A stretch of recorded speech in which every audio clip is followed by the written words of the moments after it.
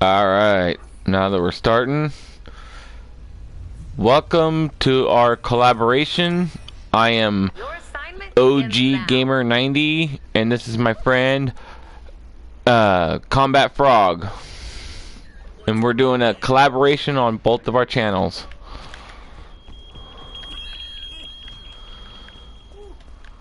Oh!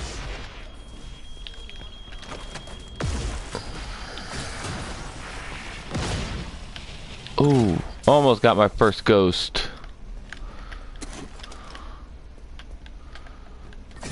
Oh.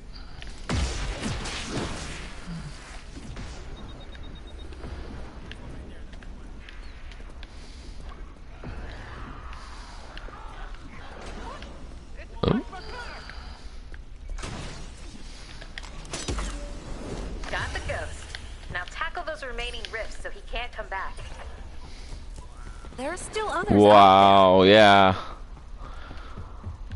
So, yeah, why don't we start off with, you know, a little bit of history. I mean, so like, this game, I mean, it obviously revolves around the whole world of Ghostbusters. So, we all know that the firehouse shows up on just about all the movies. So, let's see. What do we start off? What part of the New York should we start off with? Oh.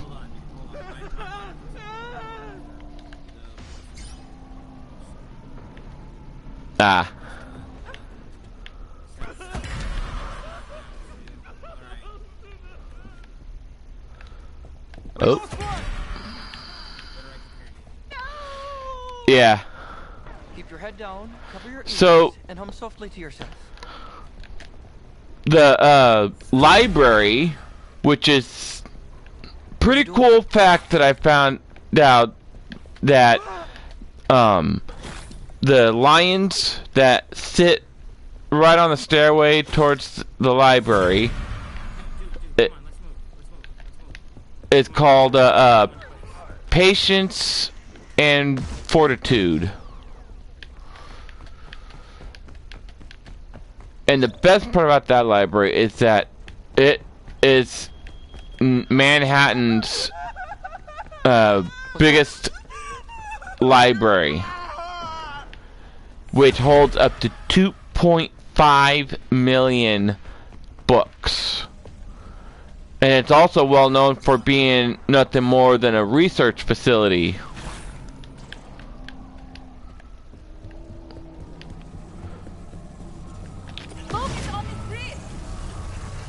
So,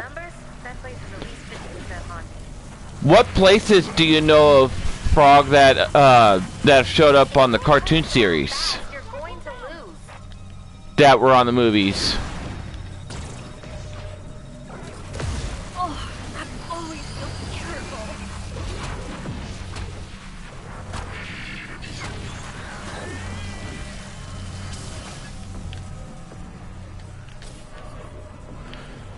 So, what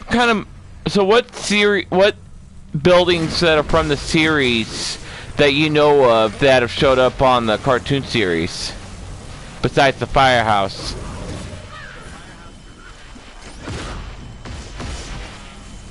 Seriously, hop back. Gotta cool off. It's not over until every last one is closed. Closing the rift is taking too long. Gives me the heebie-jeebies every time. Grace in here. The PKE energy is off the charts. Act fast, or we'll lose this job.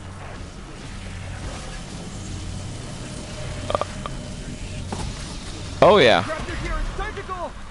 Not good. Not good. Whoa.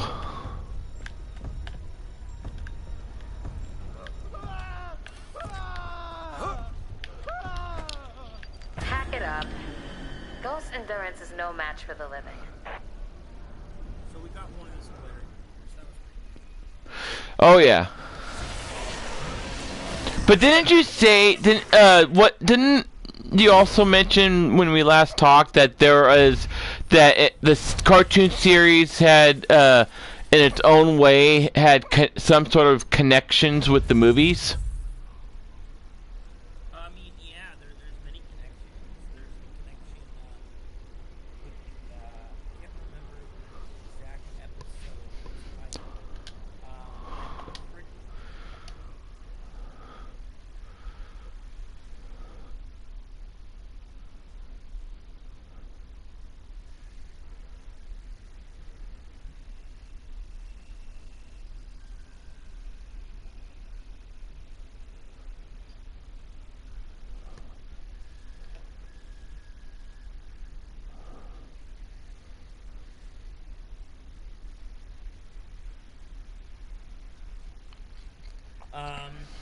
Slimer obviously is more pronounced in the animated series, more of a mascot. There's been a. If I remember correctly, watching it, yeah. Episodes. I just can't remember them offhand. Right. And if I remember correctly, when I watched the first few episodes of it, isn't Slimer like? I mean, he started off as some annoying ghost that is like who just has to be captured. That causes nothing but trouble, and yet in the cartoon, which I find it pretty cool, is that he is like the friendliest ghost. Like he's like your Casper, the friendly ghost. Yo, bro, when we cut off like that, I can't really hear you. Wow. Smart effects. So anyway, like I was saying, because I think that we got cut off on your end. I was saying that after the battle with Gozer, you had them engulfed in the marshmallows goo, and they were supposed to throw away the costumes, but they did not throw away the costumes. I think it was Venkman that was supposed to do it, but he didn't do it. And so then they became ghost versions of the Ghostbusters, trying to trap the humans in their version of ghost traps. Oh, nice. If I remember right, yeah. It's been a while. I'd have to rewatch it. But there's a couple other episodes too, but I can't remember offhand. But they're pretty good. The show is really well done. I mean, I'm not saying that every episode is amazing or anything by all means. Well, of course. No, but it's and in terms of movies, I mean, just like you said before, the Firehouse makes a lot of appearances and it makes sense though because it's the focal point to their home base. So it would be quite obvious that.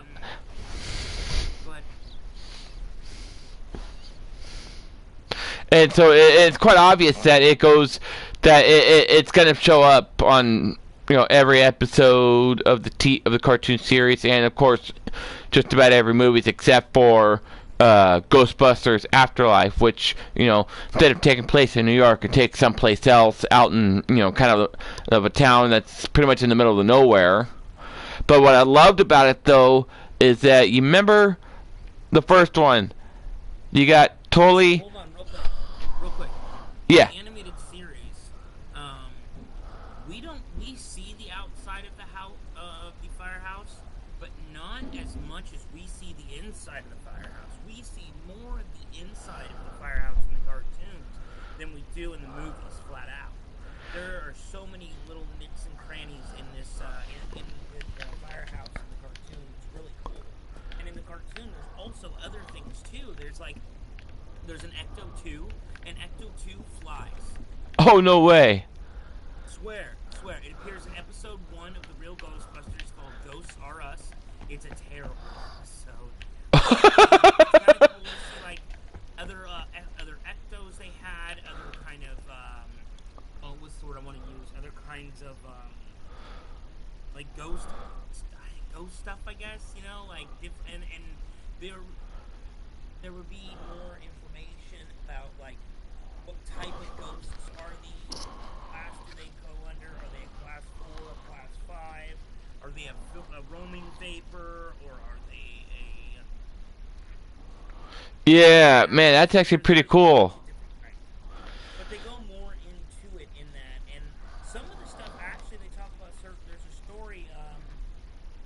they talk about him, locomotive that a guy ended up killing a bunch of people. Whoa. There's an episode. Yeah, there's an episode about his ghost, and yeah, apparently like he did it like Ghost was trying to stop it and everything, but it wasn't working in his real life. I guess he didn't need to kill those people. Now, do I know if that's how it was in real life? I don't know. I'm just saying how it was. Right. And you know, and speaking of that firehouse, you know, that firehouse actually has a lot of history to it. And in a way, that history is connected to the history of Manhattan, New York itself. And Really? yes, so basically, you know, I mean, the firehouse wasn't established until 1865, and that was when they consolidated their first fire department, and these people who were picked to work there, these were random water bucket carriers, you know, because long before 1865, before we even had firemen there, it would be the whole community that'd be the firemen, pretty much. They would, and it'd be and not just men. It was women, children, even even during the slavery back then, even the slaves pitched in and helped put out the fire. And as it was worded, it's the whole community, the entire community pitched in. If a house was caught on fire, one little house, or whether it's a little house or a big house, everybody in that community had to pitch in and help. Men, women, children, and slaves. But here's the cool thing, though, that what created the foundation for that community, though, was the Dutch settlement. Now, they didn't come in till 1620 something, but when they created, and they called themselves the New Amsterdam, and this is before it became an official city within Manhattan. Now, it didn't become official or recognized as a city until 1653. So you're talking, but what's cool, though, is that, like, as you can tell, the history of the firehouse and how it originated is all connected to the Dutch settlement, and how that all founded everything with the Dutch's culture, language, and just kind of their foundation, their laws, everything that made them was what was basically the foundation which created the culture which New York has today. And as of today, because the firehouse has connections to the movie, because of the fact that their firehouse made an appearance on the movie, which actually has a name called Hooks and Ladder Company 8. Now, So this actual firehouse has a name? yes, it's an actual firehouse with an actual name. It's called Hooks and Ladders Company 8. Now, they don't do tours, mind you. I mean, there are the other places they kind of do, but this place doesn't. But apparently, if you ask one of the firemen, they'll take you around. They'll show you some of the spots around their firehouse where they actually have merchandise, and it's their merchandise for their firehouse. But because they have a strong connection not only to the movie but to the whole Ghostbuster fan base, they've created products of their own, merchandise of their own, with their stuff with a little twist to it. They added the ghost from Ghostbusters into there. So, for example, Like that logo? yes, they still. And speaking of which, that logo, that little Ghostbuster sign with the Ghostbusters logo and everything that you saw in the movie that they had hanging outside the firehouse, Yeah. that is still hanging, but not hanging the way it was on the movie. It's hanging up against the window above the opening driveway where the fire trucks come out, sitting there still to this day. Cool. And they sell, and their merchandise is pretty cool. They sell T-shirts with two different kinds of pictures on them. It's with their firehouse logo, but with a little twist. So and you got two options. You can get one where it's a ghost holding the fire pole, or you can get one with a ghost holding the official Ecto 1 license plate printed on it. That's cool. Yeah, and they sell other cool stuff like pins and things like that. It's pretty cool. That is pretty neat. Yeah, you know, it's pretty interesting in how these people stay true to the whole Ghostbusters fan base. You know, and I find, and to me, I see it as their way of supporting the whole fan base. I would see it as that as well, like showing like I think the word is homage. Homage, yeah. I think that's the word. Yeah. Homage, yeah. Homage. But I like when companies do that. It's like showing respect to the film. Mm-hmm. Because like it's part of history now. Well, yeah. I mean, they've used that firehouse back in the 80s when they filmed it. It was. Go ahead. And they used, yeah. Yeah, I mean you got to remember they didn't use that. They didn't first film in that firehouse until 1986. Well, you know what's interesting is that there was actually a book that would serve as a sequel to Ghostbusters. I think it was Ghostbusters 2, and it was called Return of the Ghostbusters. It's really, really hard to find a book. I've never been able to get my hands on it. I've always wanted to, so I can read it, but I can't find it. But what's really cool also is Ghostbusters has become such a wide-known phenomenon that it even has like fan films. Like I remember like back when I was looking for more Ghostbusters stuff back in, oh my god, like 2006, man, when we were back in high school. Oh yeah. Yeah, I remember finding a fan film called Freddy vs. the Ghostbusters. And Oh, nice. it's hilarious. It is one of the funniest things you'll ever watch. When I say funniest, I mean they did a good job. It's definitely not the Ghostbusters, but it's a version of them, you know. And it is good, but they made a sequel called Return of the Ghostbusters. No, it's not like the book. I wish it was. But however, it's really good. And you can't think that, oh, you need to see the actual Ecto 1, that kind of, you know, fan film. No. But there's a lot of stuff out there, a lot of content. There are fans that want to, you know, a fresh idea or a fresh coat of paint. There are people that are 3D animations of the intro for the real Ghostbusters cartoon. Oh, nice. Yeah, and I mean, I personally, when it comes down to Ghostbusters, I want more, and I'm totally down with them doing more. Same here. I just want more of like the cartoon. They go out, they bust some ghosts, and have a good time. And some ghosts is giving them more problems than others. But you know, like the movie, the last one, like Afterlife, that you were just mentioning, Afterlife. Not Afterlife, Frozen Empire. Yeah, Frozen Empire. It was okay. It wasn't bad. It was interesting, great ideas. You know, with the little ghost lab and whatever. Yeah, and it also gave me the feeling like it's as you mentioned the title to that one, you know, Return to Ghostbusters, the Ghostbusters Return or whatever. Yeah, it kind of gave me that. The Frozen Empire kind of gave me that feeling like, oh, the Ghostbusters have returned. Well, even You know? Afterlife was really, I mean, I personally loved Afterlife. That movie made me cry. That ending for me was oof.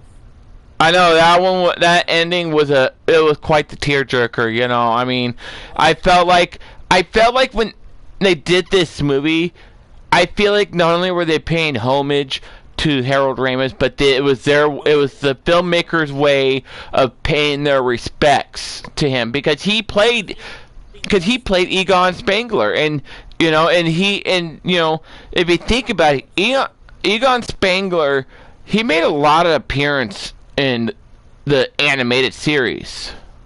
Well, he was like literally in everything. I mean, he was even, you know, all in both movies.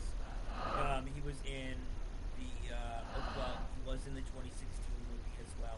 I'll give that to him.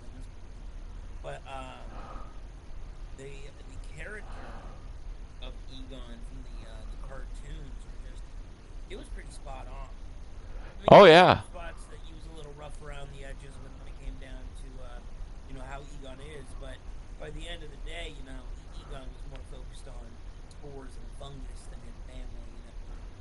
His family was always there, in the forefront for him. But protecting the world from evil entity was like his top priority. Like the main thing, yeah. Yeah, it's like, and that's one thing I love about Afterlife is, like I said, not only is it paying homage to the character Egon Spengler, but it's their way of paying respects to Harold Ramis, because him, like Bill Murray, Dan Aykroyd, and Ernie Hudson, those four, they were, they are what made the Ghostbusters franchise, an icon. I mean, it works. That's the thing. Is like, you had a concept that when put on paper and then put on the big screen, it worked. Well, yeah, and he even helped put together the first two. Yeah, a lot, and it was him and fuck,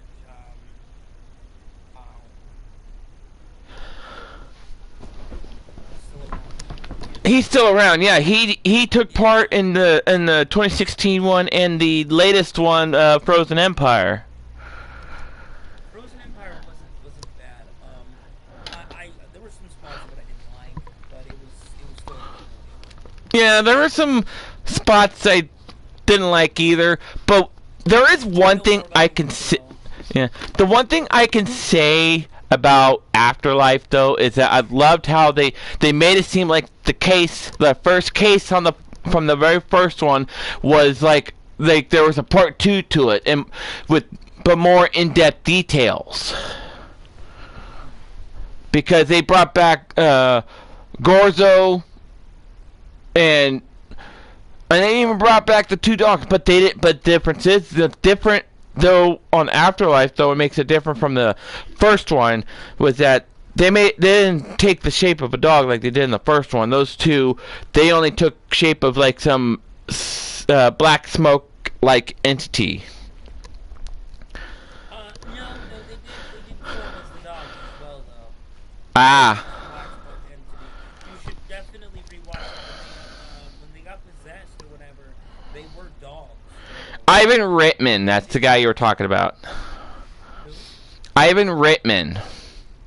Yeah, but there was also, the thing is like, it was also one of the Ghostbusters too. It was the guy from the Blues Brothers. Dan Aykroyd. There it is. Yeah, he helped with a lot of that stuff too, a lot of the ideas. Oh yeah, well if you were to look at the back of all of them, you would definitely see. I mean, sure, the first two you'd see both Dan Aykroyd's name and Harold Ramis' name on there, but the one guy you see on there the most on almost every single one of them will be Dan Aykroyd and Ivan Reitman.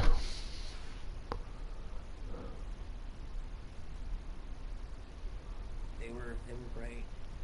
They were. And then there's like another. There's another Ghostbusters cartoon that they're working on. Oh, really? Nothing is said about it though. I don't know anything about it. Sorry.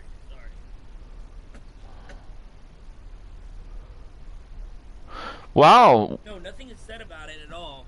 It just says that it's gonna happen, and it's probably gonna follow like the plot of the movies. Right. I'm hoping that maybe we get a prequel. Like when I say prequel, what I mean is like maybe this a story that's leading into Frozen Empire. I'd be okay with that. Oh yeah. Because I remember that would definitely make sense. Because if you remember, when the Afterlife ended, they were still living happily out in Somerville, right? But not only that, but like they were okay. Their plans were to head back, but you gotta think like from the time frame of sudden, both kids know how to use proton packs. Well, all kids. Like, huh? All the kids know how to use it, including that, You're right, my bad. including that girl that became her older brother's boyfriend or girlfriend or whatever. So the thing is, they all learn how to use them. They all learn like what they were capable of. And then that one girl is like literally working in Ghost Labs, which that tells me that she knows more about the internals of the proton guns and the packs and the traps and all that. Oh, the little one, the shorter one. No. The what was her name? The black girl. Oh, I know what you're talking about. Yeah, but didn't the other? I like her character. I love it. Yeah, I like her character too. But didn't that guy's little sister? Wasn't she the one that repaired them at the first set? Yeah, well, okay, but she got the help though because remember Egon's ghost was still there. Oh yeah. I remember now. Pointing her towards the proton pack. I'm gonna look up this woman's name because I feel really bad for just like saying, you know, that I want to know what her. Ghostbusters. Afterlife.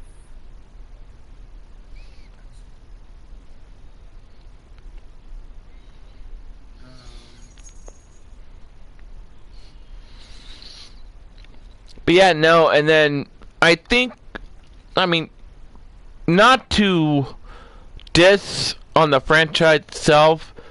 I mean, I'll give them kudos. They tried to do an all women's version of Ghostbusters.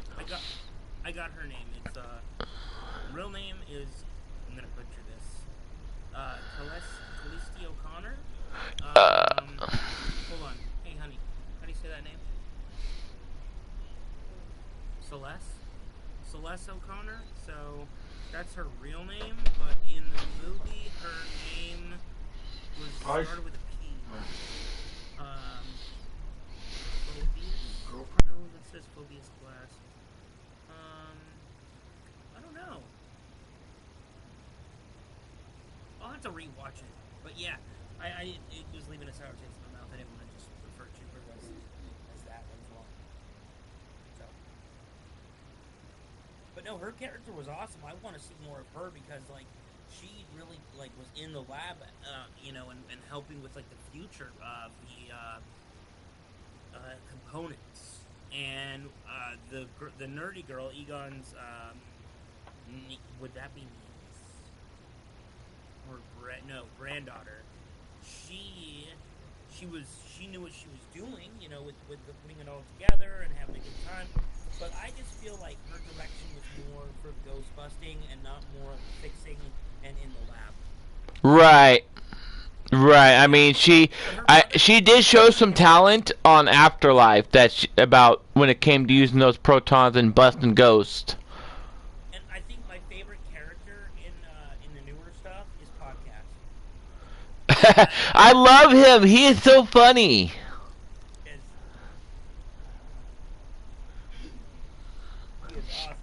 He is, and I loved how they first introduced him in Afterlife. I mean, don't get me wrong, he seemed like it was kind of a stalker to that girl, but in the end, it's like, it worked out pretty good.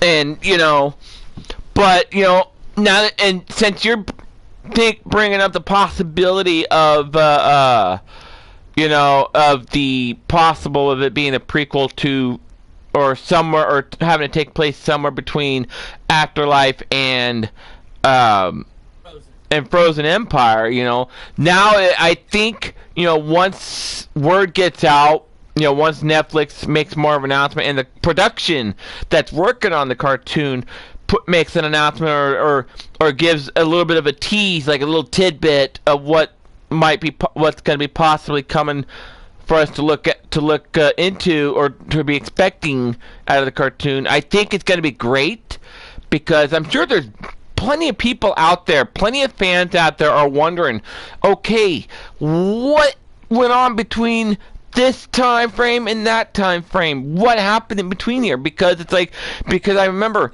the ending of Afterlife, they're still out in the middle of nowhere of Somerville, and yet all of a sudden and then once you jump into Frozen Empire, they're already back in New York. So it makes people wonder what happened in between there. When was it that they decided they're going to go back to New York?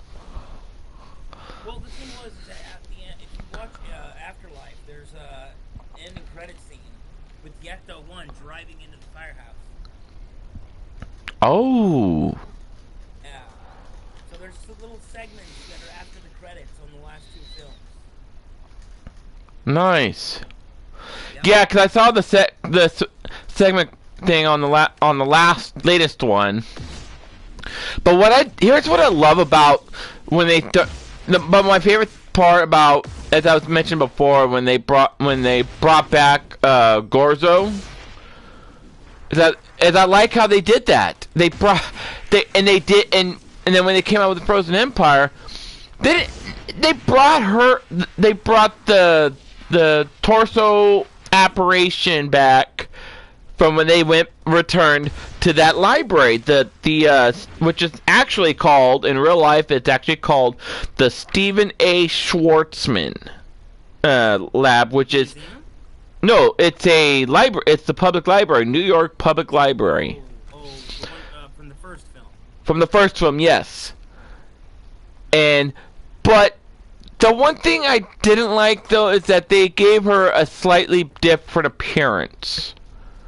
You know, I was a little disappointed at, but the way she went about it was way different compared to how she did it in the first one, which I thought was really great. It showed more it's like it showed another dangerous aspect of her.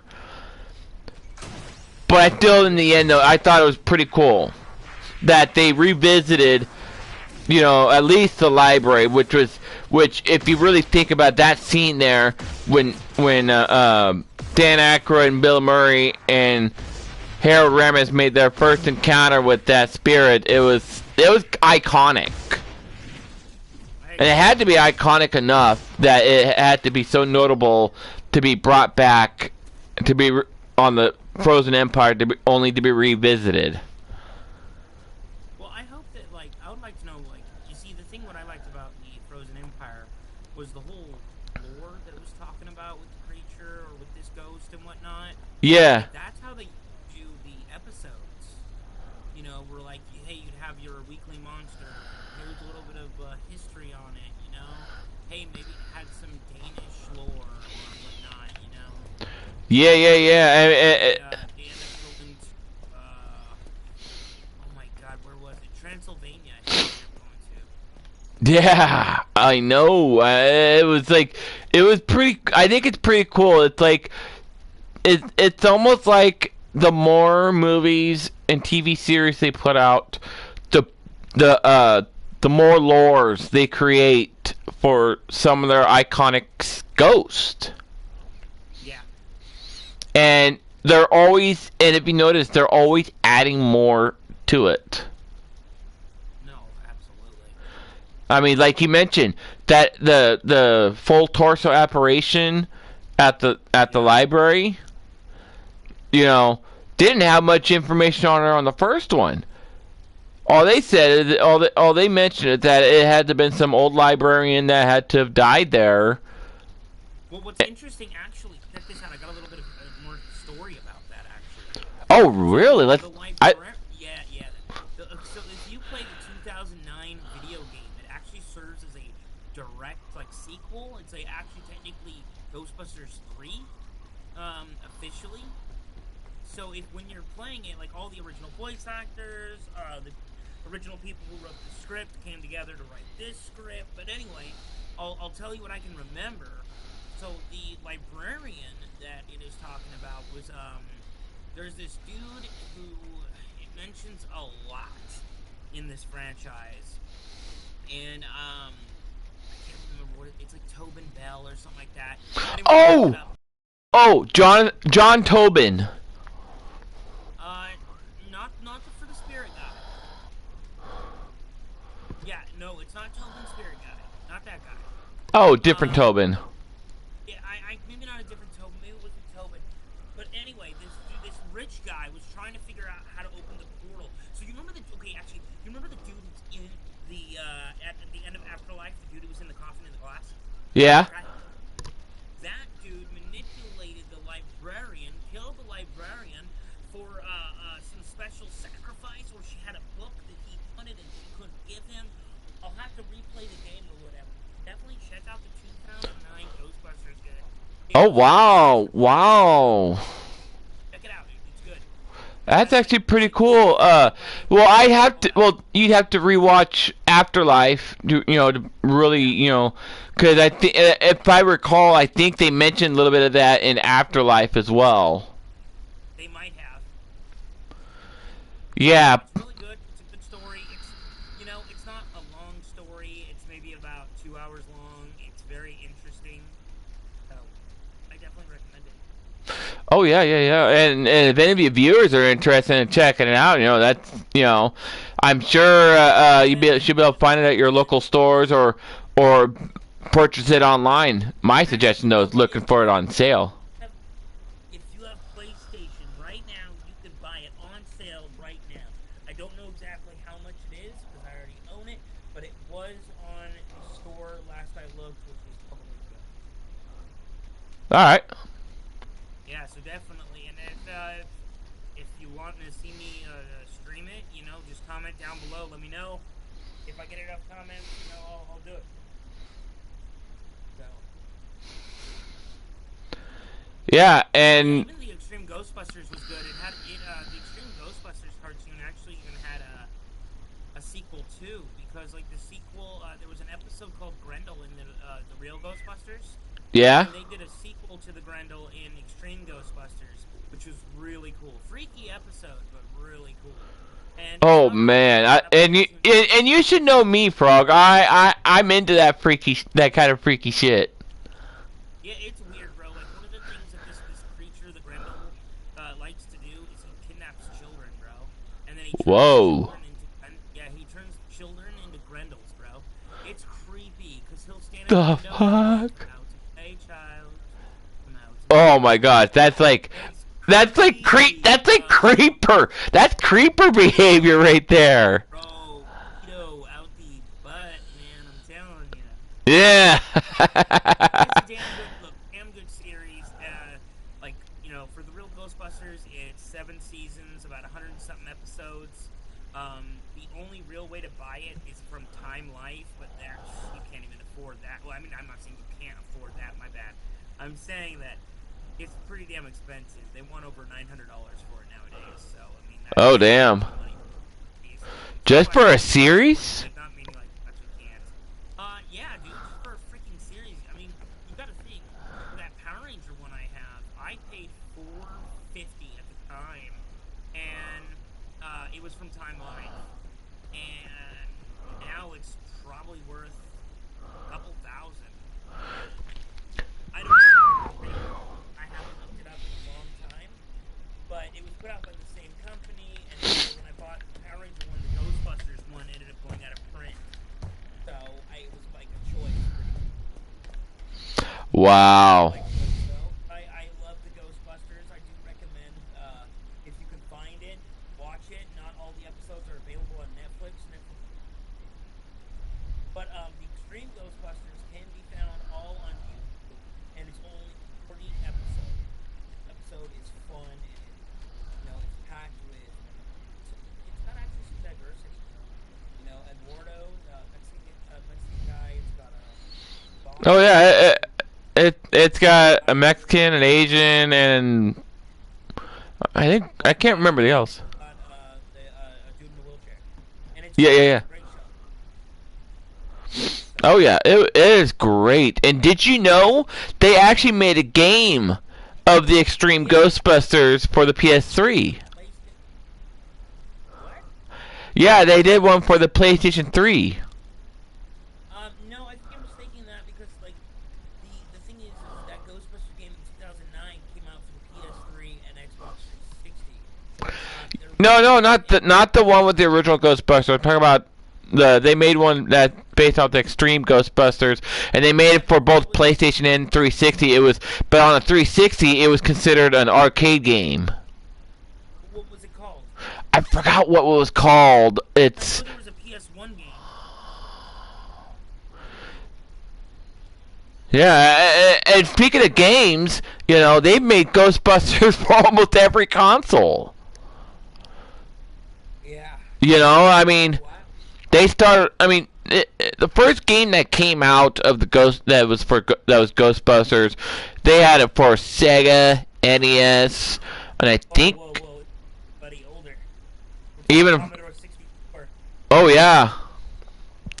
And there's some old ones. I mean, there's some, like you said, those Sega Genesis for sure. There's PS1. They had it on. They had games on.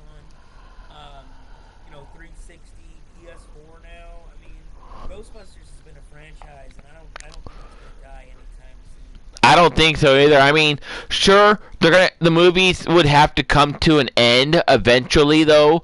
But the games, no, I don't think they're ever gonna quit doing the games. I think the games are gonna keep going. Just so you know. Yeah. But anyways, I don't think the games are gonna die. No, the movie might come to an end eventually. But the game, huh? A VR game just came out this year. Oh, nice. Yeah, I wish I had VR so I could play it, man. I know, man. I mean, if we had VR, both of us could have been doing that, man.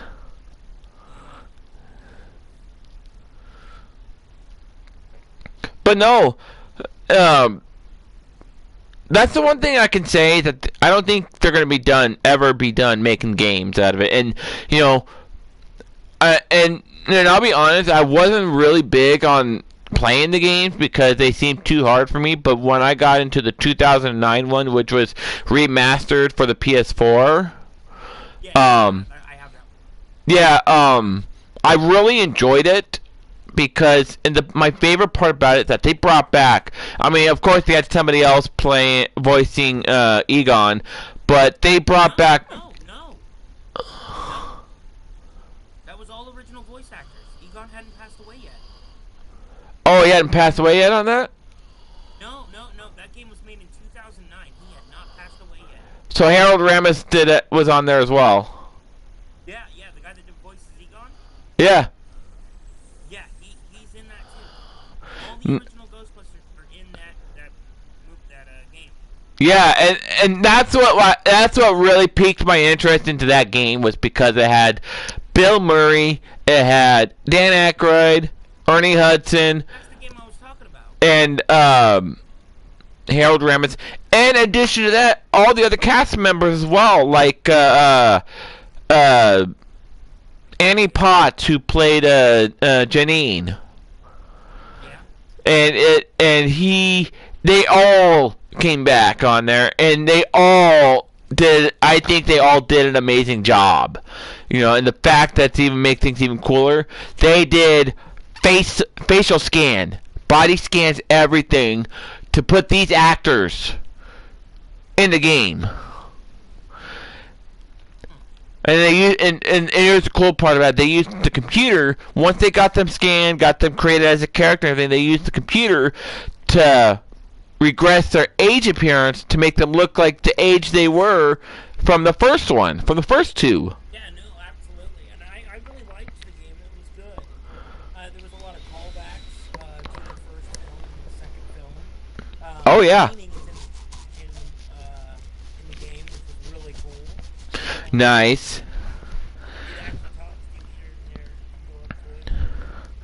Yeah. Yeah, and let's talk about the all-female one. I mean, it wasn't the greatest. I mean, I thought the idea that they pitched for making the Ghostbusters all-female was cool and all. And the coolest thing about it, they had the original guys, everybody except for Harold Ramis, making an appearance. But each one, it's like they had the opposite roles from what they had in their own perspective Ghostbuster movie.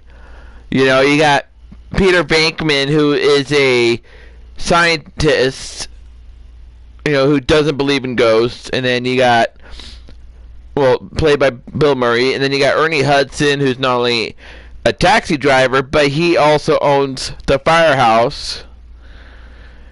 And then you have Susan Sarandon, who comes back, and she's actually a scientist who ends up joining in with the all-female group. Absolutely. I thought that was great, and my favorite part in that movie, and this one will always be my favorite part, is when Ozzy Osbourne, the Prince of Darkness, made that appearance on there. And the way it went is that he's standing on the side of the stage, and when he takes his peek out towards the audience, he sees all these ghosts flying around, and everybody's panicking, and he yells not quite at the top of his lungs, but he goes and yells saying, "Sharon! I'm seeing things again!" And I thought that was funny. I think Ozzy, even for having a few lines in there, I think he did pretty good. I mean, I haven't watched the movie in a while, dude. I'm gonna be real with you. I've watched it once. I watched the theatrical cut, and I've watched the extended cut. I don't mind the women Ghostbusters. I don't care. I thought they did a good job. I think it was just poor execution. I agree. But here's the thing that I like about it. It just like on the cartoon of Extreme Ghostbusters. And I wish they did it though. If they were doing all women, they could have added some diversity to it too. But I think they only had one black woman on there in their group. They had a black man on the Ghostbusters. But anyway, like I was just saying, dude, like the movie was okay. I didn't like the execution. I didn't like the way they treated the cast. I don't know. I think it should have been a handing of the torch. Handing of the torch, fans would have been way more accepting. Way more, hey, we're too old for this. We can't do this. Here you go, type thing. But it Right. They faced it, and then they got their whole own universe now, and that's cool. I mean, even the comic books, they got their own universe. And even in the comic books, they actually the original team and the female team, they actually end up meeting in the multiverse comics. I haven't read that story at all, but I did hear that. Yes. And I just didn't like the way that they made Chris Hemsworth. I didn't like his character because He didn't like his character, huh? No. In the original, if you look at the original movie with Janine, they don't make her out to be an idiot. No. They never made her sound stupid, moronic. No, they made her out to be the most sassiest person out there with like smart ass comments. That's some smart ass comments, okay? But the thing was, is that the Chris Hemsworth character was used as a joke. I mean, in the extended cut, he has a dance number. I personally did not find that funny. No. But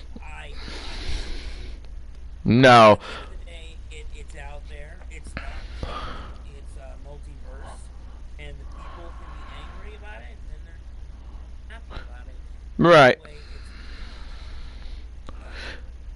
Anyway, And if you look at it this way, and this is just coming from my perspective, I felt like when Chris Hemsworth's character made his appearance in the movie, and showing how just 100% stupidity, can't do anything for himself and everything. It's like I feel like it was a kind of a spit in the face to Annie Potts' character. yeah, it made it seem like her character was a joke. Yeah. And I never looked at her character as a joke. I actually liked her character. I thought she was funny. And even in the second film, I loved her character even more. She was just as funny, if not funnier. Yeah. The only scene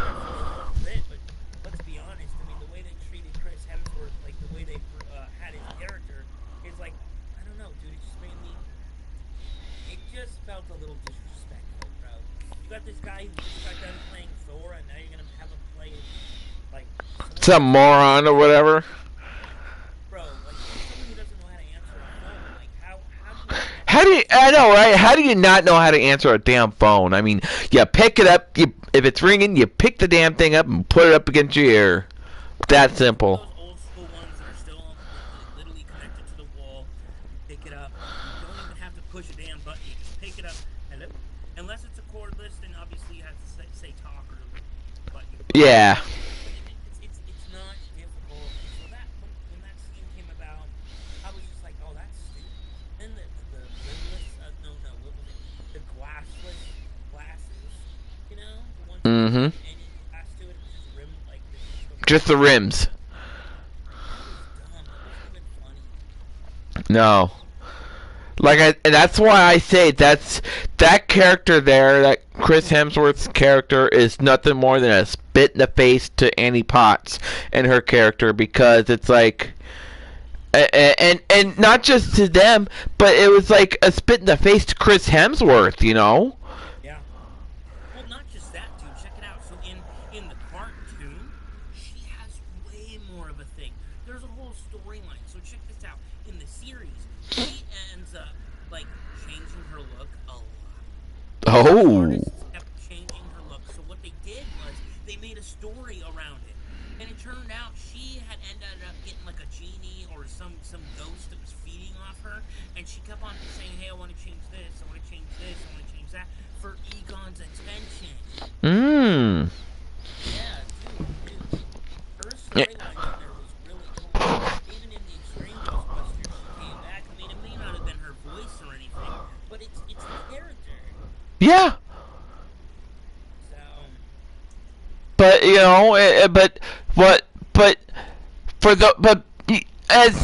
you think about it, you know, back then, as kids, when kids were watching it, I'm sure some of the slightly older generation could pick up on it. But you know, when kids watch shows like that, they're not going to pick up on the fact that Janine liked Egon. But once you, no, they make it pretty in your face, man. Not like in your face, but you bro, it's there, but it's subtle.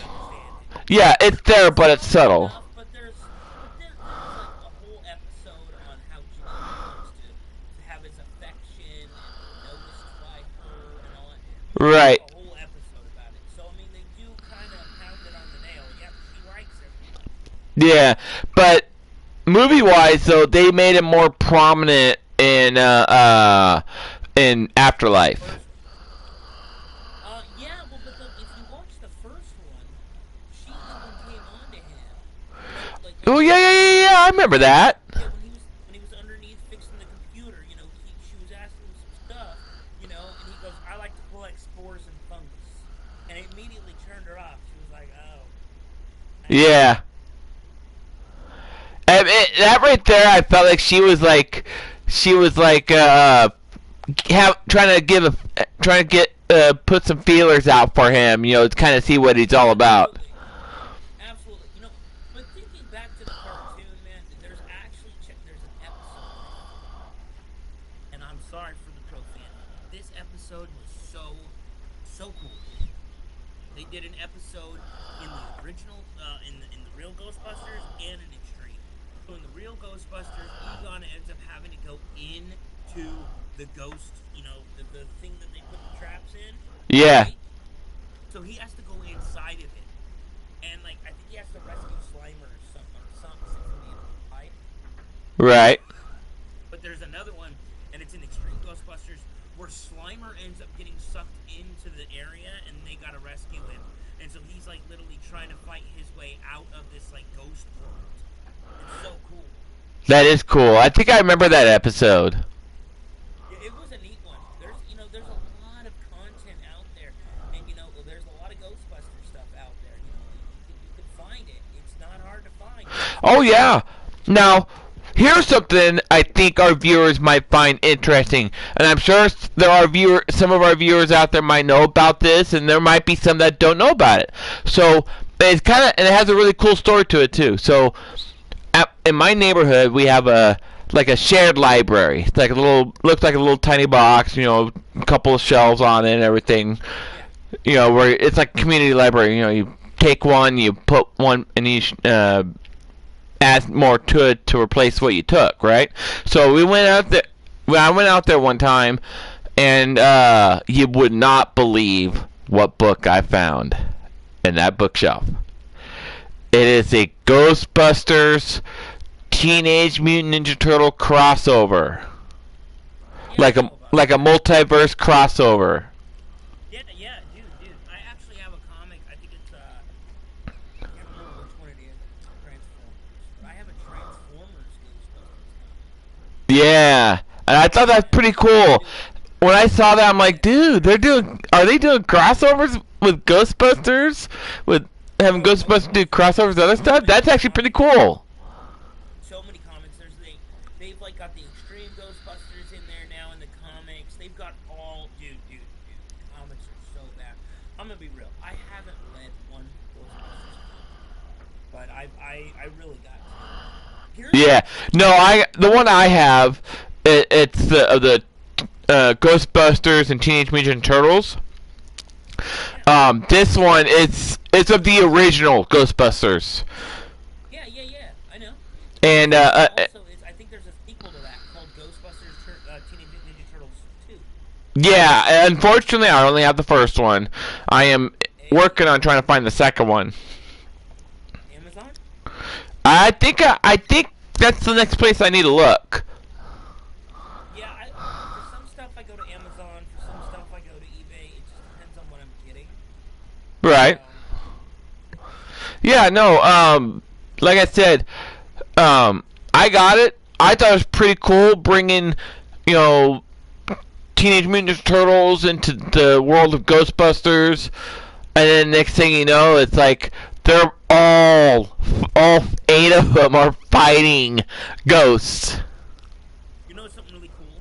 Check this out. So in the Transformers Ghostbusters, if I remember right, Ecto 1 gets turned into a Transformer. No way! Swear to God. That is so cool. It is. It's hella cool. But, you know, like, the world is vast, man. Like I said, you got your movies, cartoons, comic books, a bunch of stuff. Actually, speaking about comic books real quick, check this out. So there is a comic book called The Real Ghostbusters 2. I think it is. Just Ghostbusters 2, but it's with the real Ghostbusters. There is a deleted scene in that comic. So at the in Ghostbusters 2, when they're looking at the painting, and oh man, one of the Ghostbusters is literally like glaring, like not glaring, but like he's in a trance into the Dan Aykroyd character is in a trance for Vigo guy. Yeah. And so then he starts acting kind of like funny in that scene. Oh wow. Yeah. Well, anyway, there's a scene where like after that where they get back to the Ecto 1 and he starts driving like a madman in the comic scene. He starts driving like a madman because he's possessed by Vigo, and that explains why he was still possessed at the end of Ghostbusters 2. Because remember how he turned into that weird beast thing? Yeah. Yeah, that's because of it. He was still possessed. Wow. Yeah, there's actually even scenes from Ghostbusters 2 that are missing. There's literally like when they're in the train area, right? Yeah. The underground train. Yeah, there was supposed to be right before the train, the ghost train, there was supposed to be a frog. Nice. Yeah, but the scene is either missing, deleted, gone, never filmed. I've heard about it several times, but I've never seen any of it. And speaking of the real Ghostbusters, the Ghostbusters 2 DVD copy I have, it actually contains 2 episodes from the animated series of the real Ghostbusters. Which 2? Let's see. First one is called Citizen Ghost. Okay, I think that's like the fourth episode, third, fourth. And then the other one is Partner in Slime.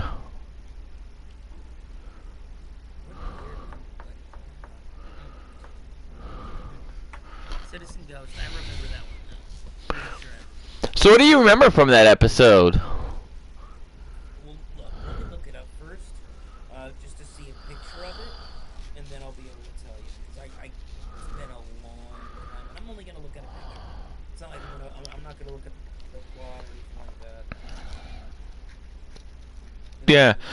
And while you're doing that, one thing I forgot to mention to our viewers about the Hooks and Ladder is that when they were filming the Dude, no, Citizen Ghost? Bro, that's that episode I was telling you about. That's like a continuation of the movie. Oh, really? Versions of them? Yeah. Look at that's the episode I was just talking about earlier. I'll have to check that out tonight. Yeah, that's the one, and it's yeah, dude, that one was fun. But as I was saying, the fun fact I forgot to mention about and this also includes the apartment which Miss Barrett, who was played by Sigourney Weaver. Beautiful woman.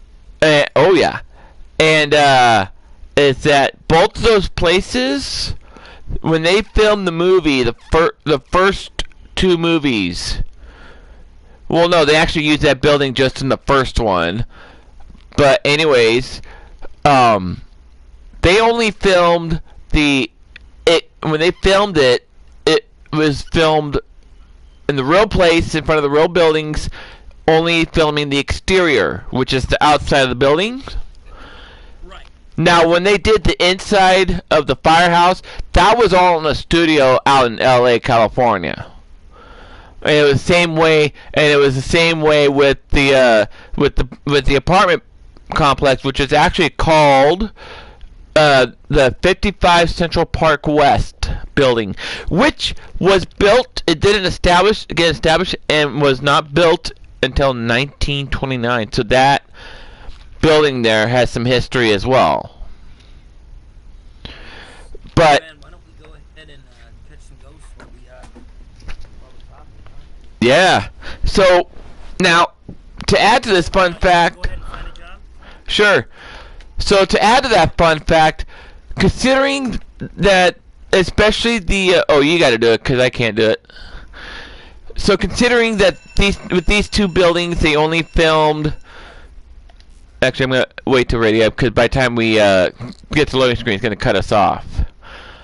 So when they were doing the outside of it, they were doing right at the building. But when they did the interiors, now the interior.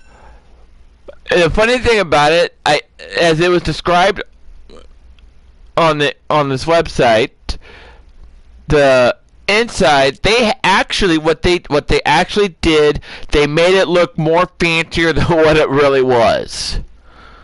Really?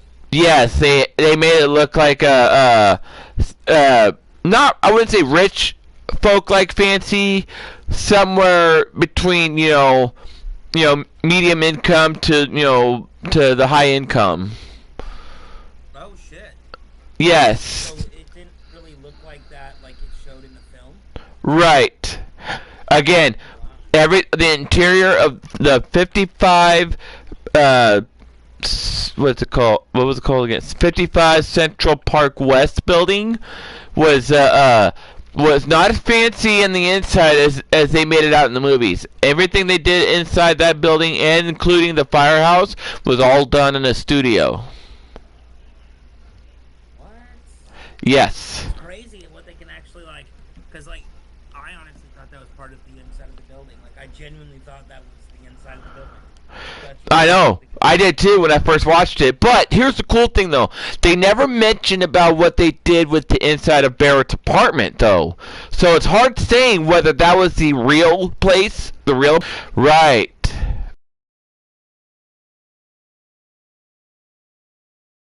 And then the windows behind those windows could be like a green board. Yeah. That way, when they put it on a computer, they can add Green screen. yeah, the green screen where they can add footage of like the skyscrapers and stuff around it. So Go ahead and fire up this here quest. So hold that thought, all right? yep. Since we're gonna get cut off here in 3, 2.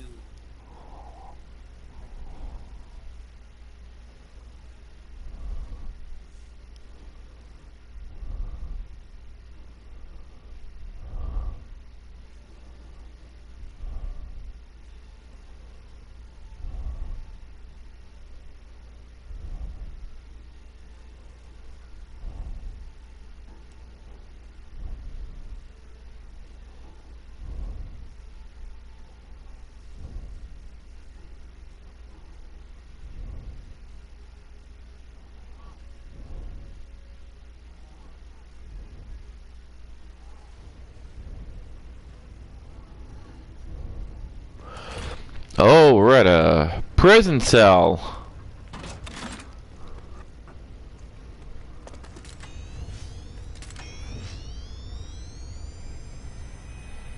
Another day, another job, another ghost to bust. Let's just hope we don't fail this one. Oh! Right on the bat.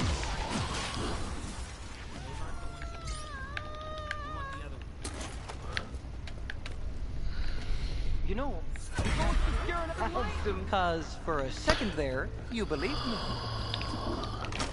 What? Hey there. Damn it.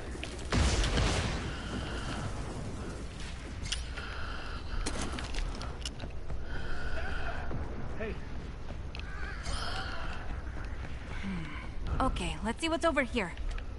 Got the ghost. Now tackle those remaining rifts so he can't come back. Let's Okay. handle the rest of them quickly, before it's too late. So where would the rifts be?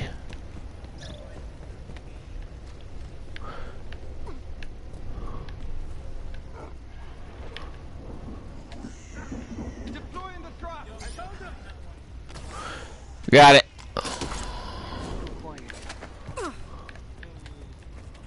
Check this out.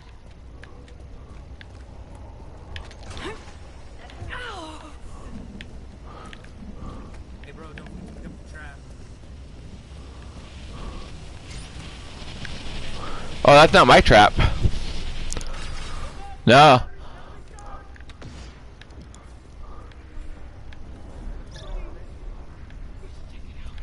This is too eerie. Help me! You're too late! No! Deploying trap! Stand back! A decoy.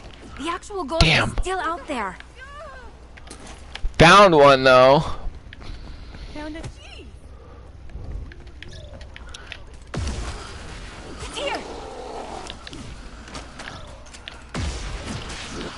Got the little guy. Damn it.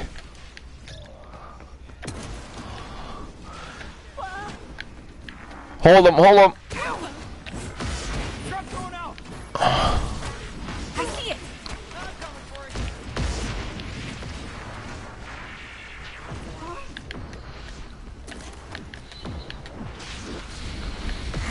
My proton pack's about to overheat. All quiet so far. To avoid combustion.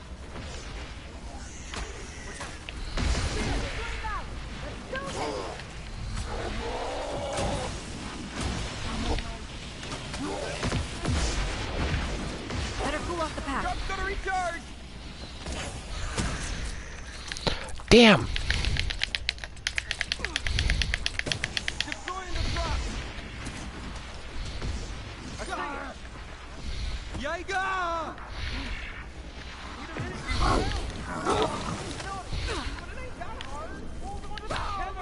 Get after it!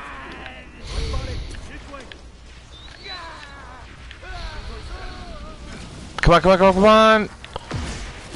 Uh-oh! That's another civilian gone!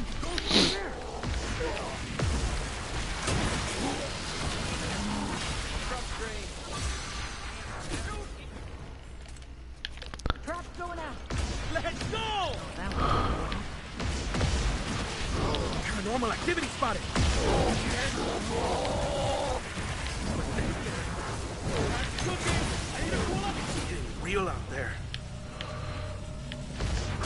Hurry up already! Rift spotted. Okay, let's see what we got.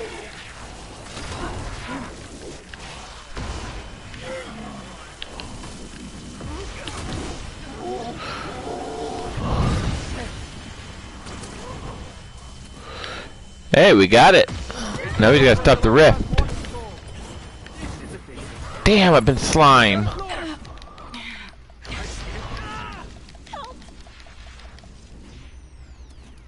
I heard something.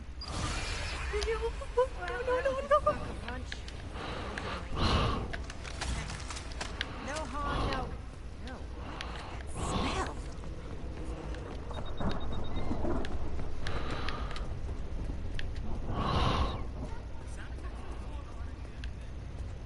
Oh yeah, I agree.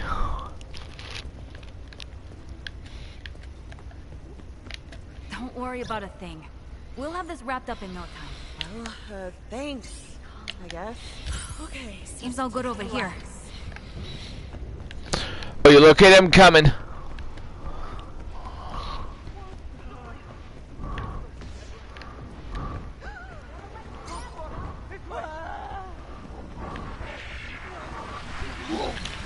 Trap's going out! And we lost it. My trap string! Cover me while I recharge, will ya? I'm about to overheat! Pack's hot!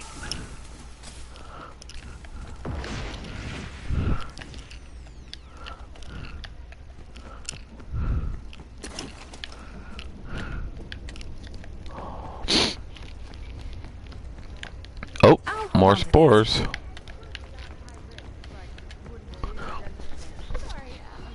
How you doing? Good to see you. It's okay. We're here to keep you safe and catch that ghost. Thank you. No thanks needed. Oh, no. It's all part of the job. Suspiciously quiet. Stay calm. No! Greetings, citizen. Yeah. Any ghosts? I think so, but I'm not sure. Here's the trick. We really gotta get this ghost now. And too many of these guys. Greetings. I know. We need to really try to wrap this up.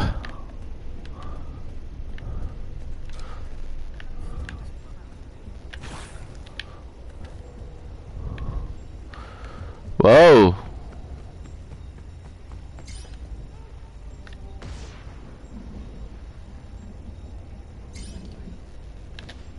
Hey, look over here.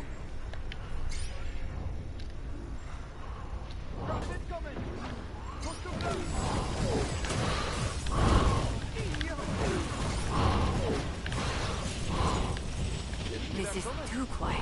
If it weren't for me, I'd still be there. What's happening?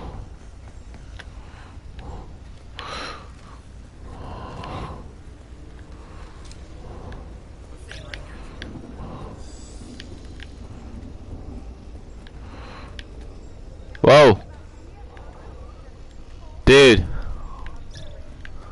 This sign was like all of a sudden got flipped over.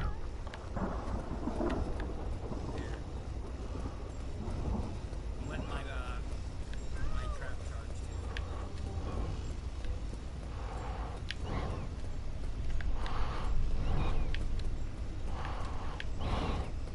Oh, hi. Oh.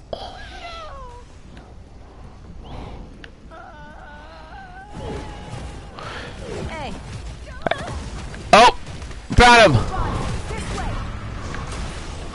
The location is nearing halfway on. Careful.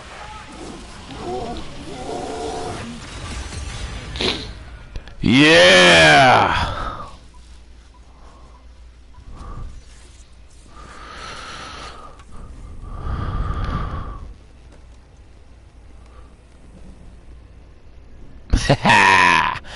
About time. That one was kind of giving us trouble. Yeah.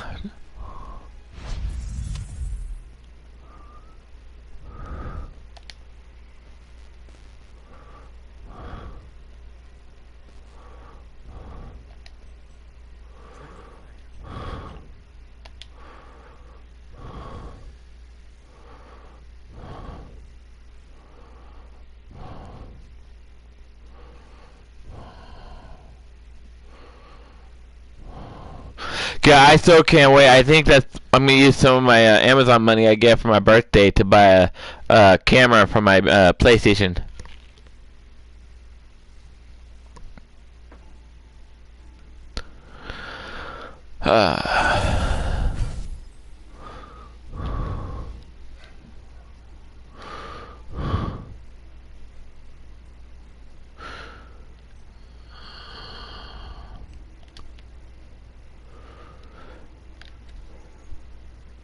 So yeah, I think there could be a lot to expect to come from any future Ghostbuster games.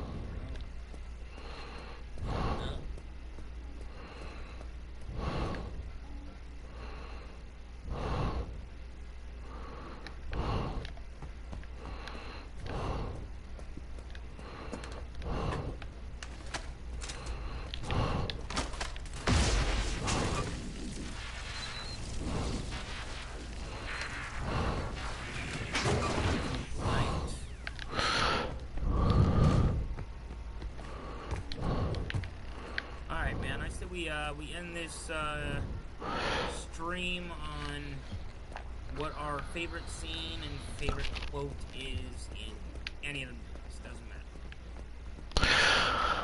Oh, Go ahead. oh, man. God, there's so many of them I could think of on the first one. I wouldn't say that it would be considered a quote, but I guess you could say I kind of remember, word for word, like line for line.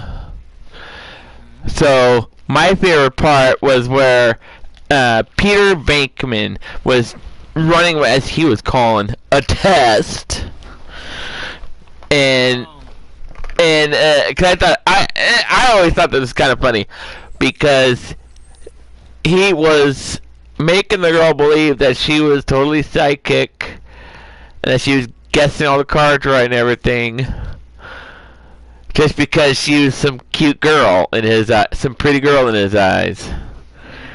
And it's like, and I love how he would do it, how he would talk to her. He'd be like,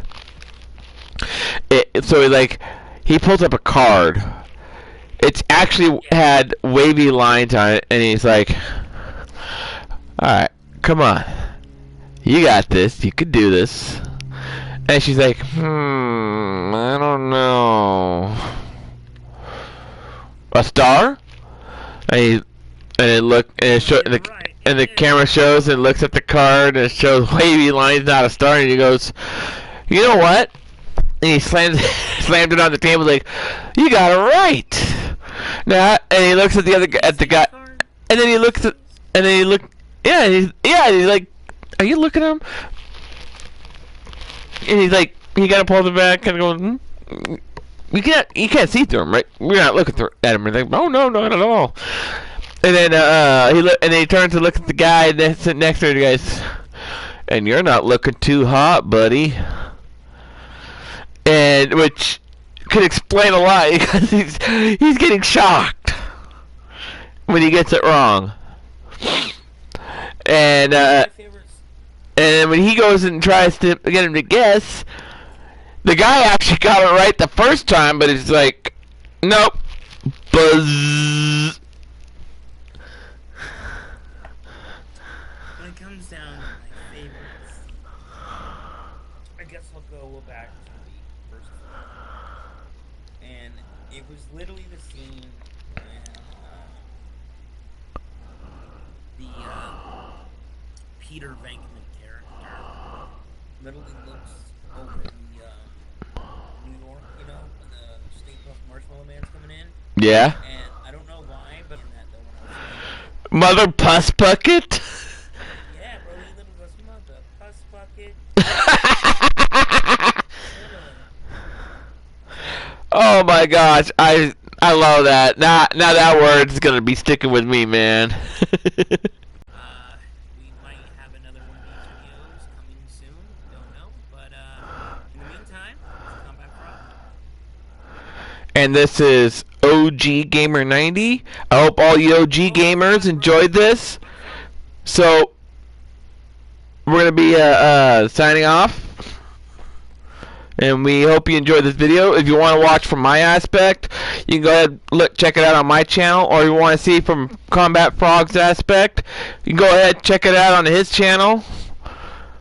And like Frog said, we may do another one. Don't know when, and don't know what game it will be. But both you Warriors and OGs will be the first to know.